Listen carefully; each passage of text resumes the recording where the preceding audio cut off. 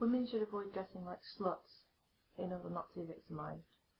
Those are the words of Constable Michael Sanguinetti, a Toronto police officer whose comments at the start of this year sparked a wave of anger which led to the slut walk marches, which started in Toronto and spread through countries across the world.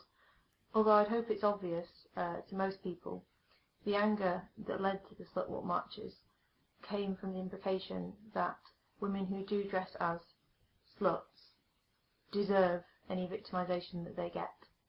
So in case you hadn't guessed, this week we're going to be talking about slut-shaming, which is exactly what it sounds like, shaming or judging women for their sexuality, real or perceived.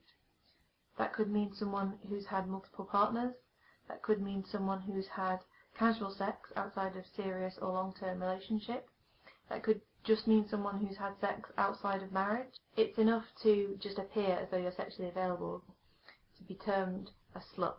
It all really depends on the moral standards of the person judging you.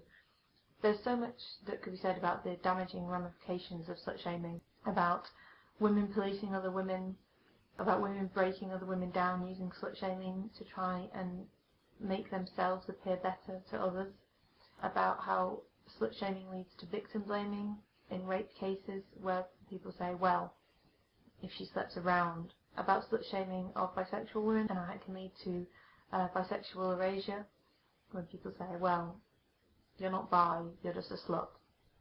But I honestly struggled where to start, and there's no way I could cover everything or even I felt touch on it in this video, and so instead for my video I thought I'd look at the origins of the word slut and perhaps give some background on where our concept of a slut comes from and how this can inform our discussion. So looking at trusty old Wikipedia, the word slut first appears in Middle English around the start of the 15th century. However, there's quite a few different meanings for the term, so I'll list a few of those different meanings for you now. A slut could mean a dirty, untidy or slovenly woman, a sexually promiscuous woman, which is obviously what we understand a slut to be now, a kitchen maid or drudge, a woman of low or loose character, a bold or impudent girl, or a person who lacks the ability or chooses not to exercise a power of discernment to order their affairs. So I think there's a few common themes there already. All of those meanings refer to women, and all of those meanings are negative. But how they're negative I actually find quite interesting.